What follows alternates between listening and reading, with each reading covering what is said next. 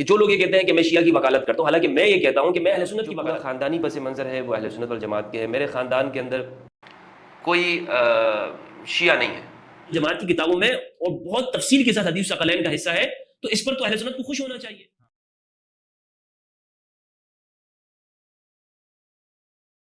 بسم اللہ والصلاۃ والسلام علی رسول اللہ وآلہ وآلہ. تو الحمدللہ اہل سنت والجماعت کے مدرسے سے میں نے مکمل جو کورس ہوتا ہے علم دین کا وہ میں نے 10 سال کے اندر وہ پڑھا ہے. صحیح. اور اس کی تعلیم حاصل کی ہے قرآنیات کے اوپر، عربی زبان کے اوپر میں نے اہل سنت والجماعت سے ایک عبور حاصل کیا. میرا جو پورا خاندانی پس منظر ہے وہ اہل سنت والجماعت کے ہے. میرے خاندان کے اندر کوئی شیعہ نہیں ہے. صحیح. پورے خاندان میں یعنی مجھ سمیت کوئی شیعہ نہیں ہے. ہاں صحیح. پورے خاندان میں. اور ہمارا بڑا خاندان ہے. ہم لوگ سوات میں رہتے ہیں، ہم لوگ اٹک میں رہتے ہیں، ہم لوگ بٹگرام میں رہتے ہیں. صحیح. کراچی میں ہمارا خاندان آباد ہے. یہ بنارس میں ہمارا خاندان ایک بڑی تعداد میں پشتون فیملی ہے ہماری. تو ہماری پورے خاندان میں کوئی شیعہ نہیں ہے. اچھا ویسے یہ بات یہ کوئی فخر سے نہیں بول رہا ہوں میں، میرا خاندان میں شیعہ نہیں ہے، صرف میں نیوز دے رہا ہوں. کیا شیعہ نہیں؟ ہاں اس پہ مجھے فخر نہیں ہے. صحیح. لیکن جب بات کیا، جب آپ کو جو سوشل میڈیا پہ امیج ہے وہ دیکھتے ہیں، ویڈیوز وغیرہ ہو گئے، تمام چیزیں، تو کہیں نہ کہیں ہمیں ایسا لگتا ہے. میرا اگلا سوال بھی ہے کہ ایسا لگتا ہے کہ آپ شیعوں کی خاص ایک عالم ہے، شیعوں کے ریپرزنٹیٹیو کے طور پہ آپ کا امیج کہنے کے سامنے آتا ہے. تو مثلاً کس بات سے آپ جیسے کہ آپ وہ تمام حقائقات، وہ تمام موقف بیان کرتے ہیں جو کہ یوزلی ممبر سے تو شیعہ بھی نہیں بتاتے اکثر، لیکن آپ ان کا برملا پروگرام کرتے ہیں اور بہت اوپنلی آپ چاہتے ہیں کہ ناظرین کی خدمت وہ تمام حقائق پیش کیے جائے. تو یہ تمام جو کہ آپ نے بتایا کہ آپ کی پوری تعلیم و تربیت اہل سنت کی فیملی سے، لیکن اس کے باوجود آپ اتنے سارے حقائق پیش کرتے ہیں، اس کے حوالے سے بتائیے. علی اصغر بھائی مجھے بتائیے، حقائق کا مذہب ہوتا ہے؟ ایگزیکٹلی یہی تو آپ کی پرسنالٹی کی چیز ہے کہ آپ حقائق کو کسی مذہب کے لبادے میں نہیں ڈالتے. جس میں حقائق کا مذہب نہیں ہوتا. آپ اللہ آپ کو جزائے خیر دے. حقائق جو ہوتے ہیں نا وہ لبرل اور سیکولر ہوتے ہیں. ہاں ایسا ہے. حقیقتیں مثال کے طور پر نیوٹن نے جو یہ قانون کشش جو اس نے اس کو سمجھ آیا، قانون جاذبیہ جس کو کہتے ہیں، مذہب نہیں ہے. تو اس کا مذہب سے کوئی تعلق ہے؟ وہ ایک عقل اور سائنس نے استعمال کی. اب وہ سنی بھی اس کو قبول کرے گا، شیعہ بھی قبول کرے گا، ملحد بھی اس کو قبول کرتا ہے. تو کیا ہے، وہ عام ہوتے ہیں، سائنس عام ہے. تو تحقیق کے مقابلے میں جب بھی ہم کسی چیز کے بارے میں تحقیق کریں، خواہ وہ شیعہ مسلک کے اوپر کریں یا سنیت کے اوپر کریں یا ہم اسلامک ہسٹری کے اوپر بات کریں، صحیح، حتیٰ کہ قرآن و سنت کو بھی اگر ہم بیان کر رہے ہوں تو وہ اس نظر سے ہم کر رہے ہوں کہ یہ ہمارے لیے ہے، یہ کل انسانیت کے لیے. صحیح. یا میں یہ جو ریسرچ کر رہا ہوں تو اس میں کسی کی طرفداری نہیں کروں گا. تو وہ نگاہ جو یورپ کے لوگوں نے استعمال کی ہے اپنے حقائق کے اندر چیزوں کو سمجھنے میں، وہ ہمیں مذہب کے اندر استعمال کرنے کی ضرورت ہے. صحیح. تو ہم پھر صحیح نتیجے پہ پہنچیں گے. ٹھیک. اگر میں پہلے سے ہی کسی مخصوص فرقے کا چشمہ اور عینک لگا کے چیزوں کو دیکھوں گا تو پھر تو یہ تحقیق نہیں ہوئی. اور ہمارے ہاں یہی اکثر کیا جاتا ہے کہ جو تفسیریں لکھی جاتی ہیں تو وہ کریٹیوٹی کیوں نہیں آ رہی لوگوں میں؟ وہ اس لیے نہیں آ رہی نا کہ ہم پہلے ہم کہتے ہیں نہیں بھائی میں اپنا عقیدہ بنا کے رکھتا ہوں، پھر حدیث کا مطالعہ کرتا ہوں اور کہتا ہوں بھائی میرا مذہب صحیح ہے. تو اس لیے لوگوں کو لگتا یہ ہے، چونکہ یہ اتنی تیزی مطلب اتنا زیادہ یہ کام ہو رہا ہے کہ لوگ اس طرح کرتے ہیں، تقلید اندھی تقلید میں جا رہے ہیں. تو میں نے اگر وہ بات کی کہ جو تحقیق کے مطابق تھی، مذہب فرقے کے مطابق نہیں تھی، تو انہیں لگا کہ شاید میں کسی کی حمایت کروں، کیونکہ میں نے وہ عام مروجہ جو اصول انہوں نے اپنائے ہیں کسی کو صحیح ثابت کرنے کے یا غلط ثابت کرنے کے یا اسٹڈی کرنے کے، اس اصول کو میں نے نہیں اپنایا. میں نے اسی یورپی ذہن کو میں نے استعمال کرتے ہوئے اس کو مذہب کے اوپر اپلائی کیا. ٹھیک. تو میں نے یہ دیکھا کہ جو چیزیں ہمیں عقیدوں کے نام پہ پڑھائی جاتی ہیں، دراصل یہ وہ فرقہ وارانہ بحثیں ہیں کہ جو دوسرے فرقوں کے مقابلے میں ہمارے جو فرقے کے لوگ ہیں انہوں نے کہہ دیا کہ بھائی اس کے اوپر مہر لگا دی ہے، بس یہ آخری بات ہے، یہ فائنل ہے. بس اس کے علاوہ آپ اگر کچھ اور سوچ رہے ہیں وہ ٹھیک نہیں ہے. یعنی یہ کہتے ہیں کہ پچھلے 100 سال پہلے یا 150 سال پہلے جو دیوبند وجود میں یہاں پر آیا، یا 100 سال پہلے اس کے بعد جو مولانا احمد رضا خان صاحب نے جو تعبیرات اور فکر دی ہے، وہی امام اہل سنت ہیں، وہی امیر اہل سنت ہیں، وہی سب کچھ ہے. آج کے زمانے میں تو ہمیں انہوں نے جو تعبیرات دی اس سے الگ ہم کوئی بات ہی نہیں کر سکتے. تو یہ کیا کرتے ہیں، یہ سوچ اپنائی گئی ہے. اسی لیے ہم یہ دیکھتے ہیں نا کہ یہ جتنے بھی فرقے والے ایک دوسرے کو قبول نہیں کرتے. اچھا آپ کو یہ لگتا ہے مثال کے طور پر کہ میں اگر شیعہ کے پاس جاتا ہوں تو کہیں گے کہ جناب یہ شیعہ کے پاس آپ جاتے ہیں، آپ ان کے پاس کیوں جا رہے ہیں، ہمارے تو بڑوں نے منع کیا ہے. یہ خود ایک دوسرے سے بھی نہیں ملتے. آپ شیعہ کی بات کریں نا، یعنی آپ نے کبھی دیکھا ہے کہ مولانا الیاس اتاری قادری صاحب یہ حنیف جالندری صاحب کے ساتھ بیٹھو یا مولانا فضل الرحمان صاحب کے ساتھ بیٹھو؟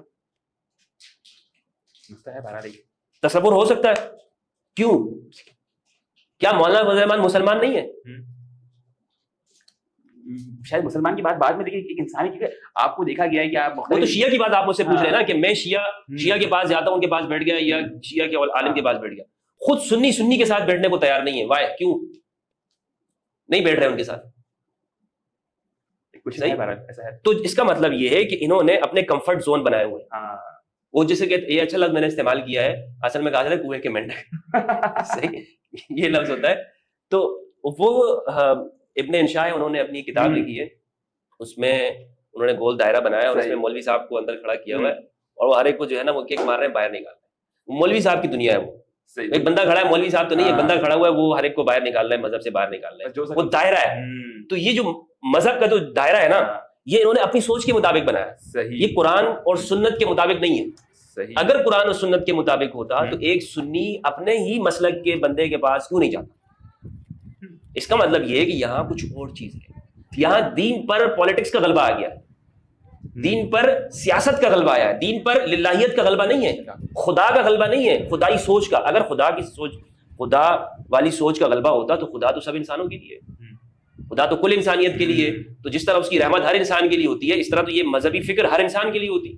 انہوں نے تو فرقوں کے اندر محصور کر دیا نا. تو اچھا، اب آپ نے سوال یہ کیا کہ میں شیعہ کی وکالت کرتا ہوں.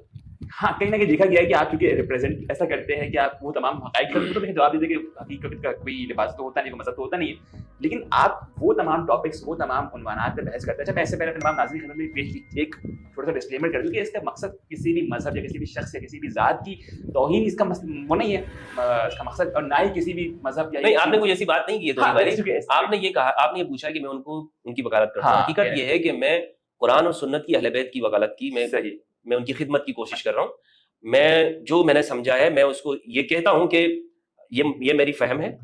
اگر آپ کو لگتا ہے کہ میں اپنے ٹیچر سے بھی کہتا ہوں، اپنے اساتذہ سے جن سے میں نے علم حاصل کیا، ان سے بھی میں یہ کہتا ہوں کہ اگر، اور صرف آپ کے پروگرام کے ذریعے سے نہیں کہہ رہا ہوں، ان کو فون کر کے بھی کہتا ہوں میں، اگر آپ کو یہ لگتا ہے کہ آپ کا اسٹوڈنٹ بہک گیا ہے تو آپ میری اصلاح کریں، میں اپنی اصلاح کے لیے تیار ہوں. ٹھیک. تو میں اپنی جو میں نے سوچا ہے، اس کو میں نے اپنی جرنی کے نتیجے کے اندر اس کو میں بیان کرتا ہوں. صحیح. اب انہیں کو یہ سمجھ میں آ رہا ہے کہ مثال کے طور پر میں شیعہ کے پاس چلا گیا، ان کے پاس بیٹھ گیا. اچھا، میں کیوں جاتا ہوں اس کی پوری کہانی ہے، اس کو میں مختلف اوقات کے اندر بیان کر چکا ہوں کہ بھائی میرے ان کے پاس جانے کی کیا وجوہات ہے، کیوں جا رہا ہوں، میں ویڈیوز میں بھی بیان کرتا ہوں. لیکن اگر یہ کسی کو غلط لگتا ہے تو میری اصلاح کر لیں، میں اصلاح کرنے کے لیے تیار ہوں. اب رہ گئی بات یہ کہ میں ان کی وکالت کر رہا ہوں. مثال کے طور پر اگر میں نے ایک حقیقت بیان کر دی، میں ایک مثال دیتا چلوں. مثال یہ ہے، اس سے پورا معاملہ جو ہے نا وہ کلیئر ہو جائے. صحیح. کہ جو لوگ یہ کہتے ہیں کہ میں شیعہ کی وکالت کرتا ہوں، حالانکہ میں یہ کہتا ہوں کہ میں اہل سنت کی وکالت کرتا ہوں. سنیوں کو اس وکالت پر خوش ہونا چاہیے تھا کہ میں اہل سنت کا مقدمہ لڑ رہا ہوں. ایسا ہے. شیعہ کے پاس بھی جا کر میں حضرت عمر کو رضی اللہ عنہ کہہ رہا ہوں، میں حضرت ابوبکر کو رضی اللہ عنہ کہہ رہا ہوں، میں حضرت عائشہ کو ام المومنین رضی اللہ عنہا کہہ رہا ہوں. تو یہ تو میں کس کا مقدمہ لڑ رہا ہوں؟ سنیوں کا ہی لڑ رہا ہوں نا. پھر اچھا، مثال یہ ہے کہ رسول اللہ صلی اللہ علیہ وآلہ وسلم نے خم کے مقام پر، غدیر خم پہ، امام علی علیہ السلام کے لیے فرمایا کہ من کنت مولا فہذا علی المولا، اللہم والی من والا وعاد من عادى. صحیح. یہ امام علی کے لیے فرمایا، جس کا میں مولا علی اس کے مولا. اب جتنے بھی صحابہ اس موقع پر موجود تھے، انصار ہیں، مہاجرین ہیں، بدر کے صحابہ ہیں، ان سے علی کے لیے بیعت لی ہے. صحیح. علی کا ہاتھ بلند کیا نا، یہ بیعت ہوتا ہے. اب اس کا معنی یہ ہے مولا کا، آقا معنی ہے. لیکن اگر ہم اس کو اپنی خواہشات کے مطابق کچھ اور لباس اس کو پہنانے کی کوشش کریں، کوئی اور معنی دینے کی کوشش کریں، تو جو یہاں پر بیٹھتا نہ ہو اور فٹ نہ بیٹھتا ہو، ٹھیک ہے، آپ اس میں غور کریں گے، آپ دیکھیں گے بھائی ڈکشنری میں کیا آ رہا ہے، اس واقعے کی کیا ضرورت تھی. صرف ایک لفظ کو تو نہیں دیکھا جاتا نا، اس پورے واقعے کو آپ نے پڑھنا ہے، اس کے پچھلے ادوار کا مطالعہ کرنا ہے. تو تب جب آپ کو ایک چیز سمجھ میں آ جائے، آپ اس کو بیان کرنے لگ جائیں، جیسے مولانا طارق جمیل صاحب نے خوب سمجھ میں آیا، انہوں نے بیان کر دیا. تو اب یہ چیز کیا سنیت اور شیعت ہے، یا یہ رسول کے فرمان کو سمجھنا ہے؟ حدیث اور اہل سنت کی کتابوں میں موجود ہے یہ چیز، یہ اہل سنت والجماعت کی کتابوں میں اور بہت تفصیل کے ساتھ حدیث ثقلین کا حصہ ہے. تو اس پر تو اہل سنت کو خوش ہونا چاہیے. ایک اور مثال میں دیتا ہوں، اس سے واضح مثال ہے. وہ مثال یہ ہے کہ فلک کے معاملے پر اہل سنت والجماعت اور اہل تشیع کے درمیان میں اختلاف ہے. مثلا وہ اختلاف کیا ہے کہ رسول اللہ صلی اللہ علیہ وآلہ وسلم کی صاحبزادی سیدہ زہرا علیہ السلام اپنے حق کے مطالبے کے لیے حضرت ابوبکر رضی اللہ عنہ کے پاس گئی. اب اس موقع کے اوپر حضرت ابوبکر رضی اللہ عنہ نے ایک حدیث پڑھی کہ انبیاء کرام وہ نحن معاشر الانبیاء لا نورث ما ترکنا صدقہ، کہ حضرت بکر نے کہا کہ میں نے رسول اللہ صلی اللہ علیہ وآلہ وسلم نے یہ فرمایا ہے، رسول اللہ صلی اللہ علیہ وآلہ وسلم نے یہ فرمایا کہ ہم انبیاء کے گروہ وہ جو بھی وراثت چھوڑتے ہیں وہ صدقہ ہوتا ہے۔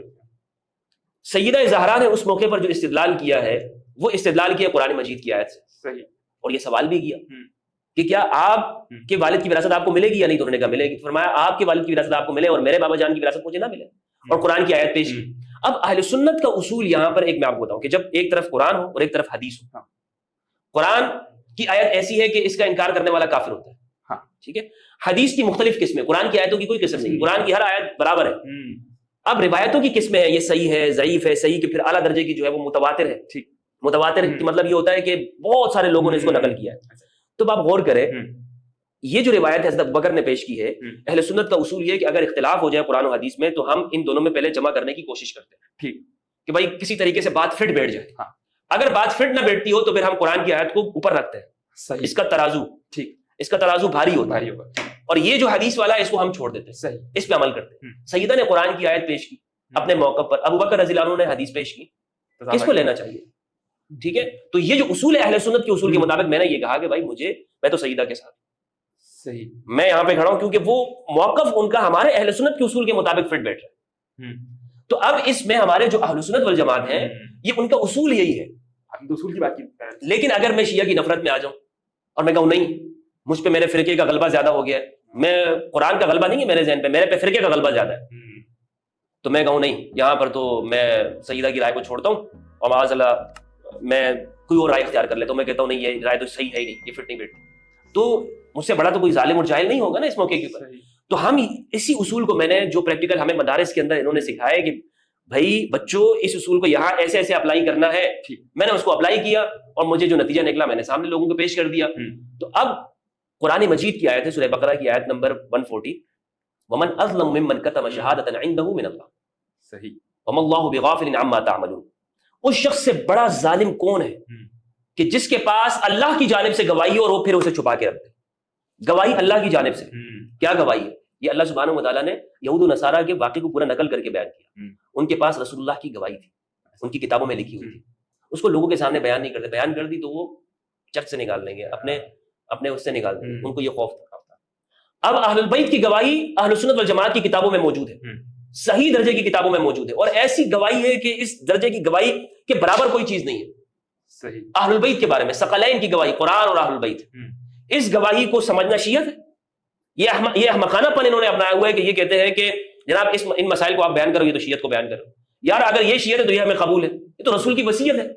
صحیح، یہ تو انہی اصول اور معیار کو جو آپ نے بنائے ہیں، اپنے مدارس جو آپ نے کھڑے کیے ہیں، جن کتابیں آپ بنا رہے ہیں، انہی کے اندر جو آپ بتاتے ہیں کہ قرآن کی آیت ہو تو آپ روایت کو چھوڑ دیں اگر ٹکرا رہی ہو، تو اس کو میں نے اپلائی کیا۔ تو رسول کی وصیت اس کو اگر آپ سمجھیں گے، اس کا مطالعہ آپ کریں گے، تو یہ حقائق پھر انسان کے سامنے آتے ہیں، جس کو میں نے پھر بیان کر دیا اور ویڈیو کی شکل میں، کیونکہ میرے لیے یہ بات ضروری تھی کہ میں اللہ کی گواہی سمجھتا ہوں۔ صحیح، یہ دین ہم نے اس لیے نہیں حاصل کیا کہ ہم مولوی صاحب کو خوش کریں، یا اس لیے میں نے نہیں حاصل کیا تھا کہ اس کو میں اپنے فرقے کے بزرگ کو خوش کروں گا یا اس کو کوئی ان کے نام کی کلمہ پڑھتا رہوں گا، نہیں، اس کو تو ہم نے اس لیے علم کو حاصل کیا کہ یہ اللہ کی گواہی ہے کہ جو ہم اپنے ذمہ لے رہے ہیں، اور پھر اس کو آگے ڈیلیور کریں گے قوم تک، اس کو پہنچائیں گے۔ آج پہنچانے کا سب سے بڑا ذریعہ سوشل میڈیا ہے، یوٹیوب ہے۔ یہ تو بھلا ہو یوٹیوب والوں کا کہ انہوں نے اس چیز کو، تحقیقات کو اور علم کو لبرل رکھا ہے، یہ تو شکر ادا کرنا چاہیے مسلمانوں کو، ٹھیک ہے۔ تو علم جو ہے اس دنیا کے جو جدید دنیا ہے، اور ہمارا نوجوان اس جدید دنیا کے ذہن اور اصولوں کے مطابق وہ یہی سوچتا ہے اور وہ یہ چاہتا ہے کہ حق سچ کی بات کی جائے۔ اب آپ کوئی بھی بات کرتے ہیں، مثال کے طور پر میں نے یہ حدیثیں روایتیں آپ کے سامنے پیش کی، صحیح مسلم کی روایت میں آپ کو بتاتا ہوں 6225 ہے، آپ اس کو چیک کر سکتے ہیں، ری چیک کر سکتے ہیں، ویب سائٹ پہ جائیں، آپ کے پاس موبائل ہے، موبائل میں جا کر آپ نے ایپ ڈاؤن لوڈ کریں، آپ دیکھ سکتے ہیں کہ ہمدرد سچ بول رہا ہے جھوٹ بول رہا ہے، ٹھیک ہے۔ میں آپ کو 3786 سنن ترمذی کی روایت ہے، رسول اللہ صلی اللہ علیہ وآلہ وسلم نے 1,24,000 صحابہ کرام رضوان اللہ علیہ، اللہ کی رضامندی اور صحابہ کرام سے، ان کے سامنے رسول اللہ نے حجۃ الوداع میں فرمایا اپنی اونٹنی کے اوپر سوار ہو کر کہ اے میرے صحابہ تم کبھی گمراہ نہیں ہوگے، تم ہمیشہ سیدھی ٹریک پہ چلتے رہو گے، میں تمہارے درمیان میں دو چیزیں چھوڑ کے جا رہا ہوں، ایک اللہ کی کتاب ہے اور دوسری میری عزت ہے، میری اولاد کی۔ اب یہ گواہی ہے، اس کو نوجوان چیک کریں کیا یہ موجود ہے یا نہیں۔ صحیح، جب یہ باتیں موجود ہیں تو پھر ہمیں یہ کیا شیعت ہے یہ بیان کرنے سے؟ مولوی صاحب نے اپنا جو لٹھ لے کے دوسرے کے پیچھے گھومتے ہیں اور بھگاتے ہیں اس کو دائرے سے نکالنے کے لیے، واللہ باللہ انہوں نے مذہب کا حشر یہ کیا۔ جو نوجوان آج مذہب سے بیزار ہوتا ہے نا، یہ دور وہ مذہب سے نہیں ہوتا ہے، ان لوگ وہ ملائیت سے بیزار ہوتا ہے. میں اکثر یہ اس میں سوچ میں پڑتا ہوں اور مجھے اس چیز کا نتیجہ مجھے مل گیا ہے کہ جتنا نوجوان میں ملحد نوجوانوں کو میں ان کے جو ذہن کو جب دیکھتا ہوں میں ان سے کہنا چاہتا ہوں کہ آپ اس ایتھیسٹ دماغ کے ساتھ ہی تحقیق کریں اہل بیت کی. صحیح. دوبارہ سے مذہب کو پڑھیں تو آپ کو لگے گا یہ کہ آپ نے جو مذہب سے انکار کیا, مذہب سے بغاوت کی ہے, یہ آپ نے خدا سے بغاوت نہیں کی ہوئی, یہ آپ نے اس ملائیت سے بغاوت کی ہوئی ہے. یہ جو ملائزم ہے کیا ہے کہ جناب جو میں سوچ رہا ہوں وہی حق ہے, وہی باؤنڈری ہے, وہی ٹھیک ہے, دوسرا فرقہ یہ. تو وہ جب سوچیں گے نا اس کو, میری ایک ملحد سے بات ہوئی تو وہ یہ کہہ رہے تھے, میں نے ان سے پوچھا بھائی آپ کیا وجہ ہے کہ آپ نے چھوڑا؟ تو انہوں نے کہا بھائی دیکھو ظلم ہے ہر طرف, اسلام کے نام پر یہ ہو رہا ہے وغیرہ ہو رہا ہے. تو میں نے ان سے کہا کہ آپ نے اہل بیت کو پڑھا ہے؟ کبھی آپ نے اہل بیت کی زندگی پڑھی ہے؟ تو اس کو اوپر اہل بیت کون ہوتے ہیں؟ صحیح, اس کو پہنچی نہیں ہو روشنی اس کی, اہل بیت کو ہی نہیں پڑھا. اچھا وہ مذہب کا اچھا خاصا مطالعہ کیے ہوئے تھے, اہل بیت کو نہیں پڑھا. اہل البیت سے میں نے, وہ کہہ رہے ہیں ہاں یہ 2-4 نام, امام حسین یہ نام لے لیا, امام حسین اتنا واقف ہوا. لیکن میں نے کہا آپ مجھے یہ بتائیں کہ آپ کو حدیث ثقلین کا علم ہے؟ آپ کو یہ معلوم ہے کہ یہ جو اہل البیت کی زندگی ہے یہ کس طرح سے گزری ہے؟ جو یہ آپ کہہ رہے ہیں نا کہ مسلمانوں یعنی یہ مذہب کے نام پر جو مار داڑ ہے, قتل و غارت گری ہے, تو آپ خود سوچو کہ وہ جو امام حسین کو شہید کرنے والے ہیں وہ کس مذہب کے تھے؟ وہ کس مذہب کے تھے؟ نماز تو وہ بھی پڑھ رہے تھے, کلمہ تو وہ بھی پڑھنے والے تھے, خود کو مسلمان کہتے تھے, بڑی بڑی داڑیاں تھی. تو اس کا مطلب یہ ہے کہ اصل میں مذہب اسلام کے اندر وہ نہیں ہے, کمی نہیں ہے. اس اسلام کو جو پیش کرنے والے یا جو اس کے نمائندے بنے ہوئے ہیں ہر دور کے اندر, وہ ہم نے غلط سلیکٹ کیے ہوئے ہیں. صحیح. اس میں دھاندلی ہو چکی ہے. اس جگہ پہ کیا ہو چکا ہے, اس جگہ کے اوپر لوگوں نے اپنے کچھ نمائندے بنا لیے, تو وہ کہتے ہیں بھائی یہ دیکھو مذہب کے پیش کرنے والے. نہیں, اگر اہل البیت کو ہم رہنما مان لیں, اہل البیت کی زندگی کو ہم پڑھ لیں, ان کی زندگی میں ہم چلے جائیں, تو معلوم یہ ہوگا کہ نہیں, اسلام تو اتنا پیارا مذہب, اتنا خوبصورت ہے. اسلام کے اندر جو مساوات ہے, جو برابری ہے, جو سچائی ہے, یعنی ان خارجیوں کا یا جو مسلمان ہو کر مسلمان پہ ظلم کرتا ہے اس کا چہرہ سامنے آ جائے گا. صحیح. اور حقیقی اسلام کا پتہ اہل بیت کی فضائل اپنے ممبروں سے بیان کر دی کسی نے جو کہ اہل رشید ممبر نہیں ہے کہیں اور پہ, تو ان کو یا تو وہاں پہ بلایا نہیں جاتا یا ان کو باہر کر دیا جاتا ہے. تو اس حوالے سے آپ کا کیا ایکسپیرینس رہا؟ یہ ساتھ بیٹھنے کو تیار نہیں ہے. صحیح. یہ ساتھ نہیں بیٹھتے ہیں. یہ دیکھیں یہ الگ الگ نا مونوپولی انہوں نے بنائی ہوئی ہے. یہ جس طرح ہمارے یہاں ہوتا ہے کہ بھائی یہ دودھ والا ناراض ہو جاتا ہے کہ سامنے والے سے کیوں آپ نے دودھ لے لیا نا, تو اس طرح یا دکان والا اس کے پاس آپ کیوں چلے گئے. یہ ان لوگوں نے اپنی کمپنیاں بنائی ہوئی ہیں, لمیٹڈ کمپنیاں جو ان کی ہوتی ہیں نا, پرائیویٹ کمپنیز, وہ انہوں نے بنائی ہوئی ہیں. اور اس لمیٹڈ کو ہم جو ہے نا لم یا ٹڈ بھی پڑھتے تھے کبھی. صحیح. تو یہ اس طرح کی کمپنیاں انہوں نے اس لیے بنائی ہیں تاکہ لوگوں کو اپنے اس میں مضبوط کر سکے اور قائم رکھ سکے. صحیح. یہ کہتے ہیں کہ دوسروں کے پاس مت جاؤ, ان کے پاس مت بیٹھو, آپ چلے گئے تو آپ گمراہ ہو جاؤ گے. حقیقت یہ ہے کہ یہ حقائق کا زمانہ ہے اور یہ خوفزدہ ہے کہ حقیقتیں پتہ چل جائے گی. بھائی ایک سچا آدمی ہے نا, وہ تو نہیں گھبرائے گا کہ آپ اس سے کوئی بھی سوال کر لیں. لیکن ایک بندہ وہ ہے کہ جو ساری تعلیمات کے اندر گڑبڑ کر رہا ہے اور اس کو پتا ہے کہ بھائی اس میں کمزور جگہ کون سی ہے, تو پھر جو انسانوں کے بنائے ہوئے جو سوچ عقیدے ہیں پھر تو وہ یہی ہوگا نا. اس لیے یہ ناراض ہوتے ہیں, یہ نہیں بیٹھتے. اب میں کوشش یہ کرتا ہوں کہ میں ہر ایک کے پاس جانا چاہتا ہوں. آپ نے صرف بات کی کہ شیعہ کے ساتھ, آپ یقین کریں کہ میرے دل میں اتنی وسعت ہے کہ اہل بیت کے جو ماننے والا ہے, ان کی تعلیمات کو, فکر کو ماننے والا ہوتا ہے, اس کو پریچ کرنے والا ہوتا ہے, اس کا ذہن بہت وسیع ہوتا ہے. کیونکہ اہل بیت کی جو ذہن ہے, اہل بیت کی جو تعلیمات ہیں وہ بہت وسیع ہیں. تو میں ہر ایک کے ساتھ بیٹھنے کو تیار ہوں, حتیٰ کہ ایک وہ شخص جو میرا مخالف ہے, صحیح, جو میرا دشمن ہی مجھے کیوں نہیں سمجھتا ہوں, میرا کوئی دشمن میں اس طرح نہیں کہتا ہوں, لیکن اگر کوئی یہ سمجھتا ہے کہ بھائی نہیں یہ شخص تو ہمارے نزدیک یہ گمراہ ہے, میں اس کے ساتھ بھی بیٹھنے کو تیار ہوں کہ بھائی میں ان کے پاس بھی جاؤں. ان کے جو بظاہر جن کو لگتا ہے کہ میں ان کا مخالف ہوں, میں مخالف نہیں ہوں. میں تو بھائی اہل بیت کی فکر پیش کروں. آپ یہ سمجھ رہے ہیں کہ میں آپ کا مخالف ہوں, مجھے آپ کے ساتھ کون سا کام ہے یا کون سی دشمنی نہیں, میں ایسا کچھ نہیں ہے. تو ہر ایک کے پاس جانے کو, لیکن وہاں سے دروازے بند ہیں, وہ دروازے بند کر دیتے ہیں. وہ کہتے ہیں نہیں آپ کی جو وہ ہے نا وہ ہمارے ساتھ فٹ نہیں ہو رہی ہے. صحیح. تو یہ فرام محفل میں جاتے رہے, اس لیے آپ شیعوں کے ساتھ بیٹھ جائیں تو پھر یہ کہتے ہیں کہ نہیں اب ہم آپ کے ساتھ بیٹھنے کو تیار نہیں ہیں. صحیح. یہ سوچ بھی موجود ہے سوسائٹی کے, یہ سوچ موجود ہے. یہ انکار کرتے ہیں. یہ اگر آپ ان سے پوچھیں نا کہیں گے نہیں اس طرح نہیں ہے آپ, لیکن حقیقت یہ ہے کہ جو شخص چلا جاتا ہے اس کا سوشل بائیکاٹ ہو جاتا ہے, جو بیٹھ جاتا ہے. صحیح. علماء کی جانب سے ہوتا ہے سب سے پہلے. صحیح. اور یہ خرابی وہیں سے شروع کرتے ہیں. یعنی یہ ہمارے جو عوام ہے نا, ہم کہتے ہیں بھائی عوام خراب ہے کیوں, یہ علماء کی خرابی کی وجہ سے, مولویوں کی خرابی کی وجہ سے.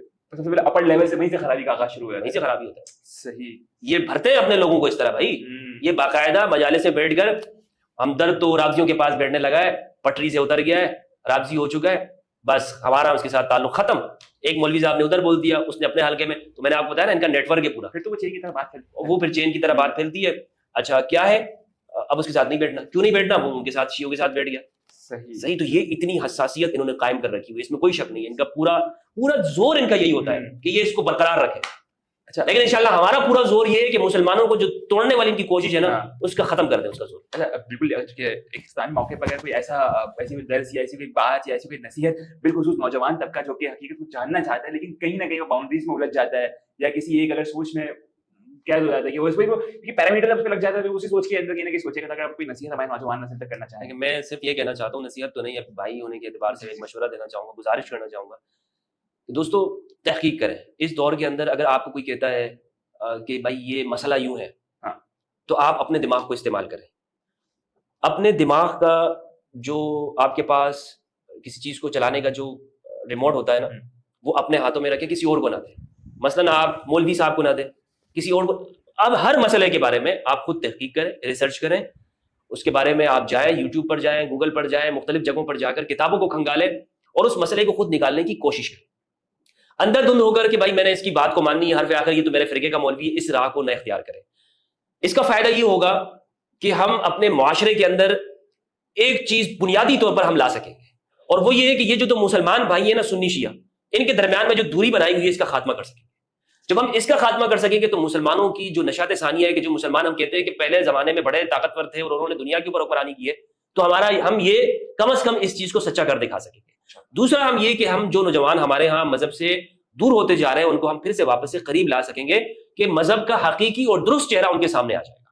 تو تحقیق کریں, تحقیق کو اپنا معیار بنائیں, اور تحقیق کے بغیر کسی بھی چیز کو آپ کو قبول کرنے کی عادت جو ہے نا, اس کو ختم کر دیں. السلام.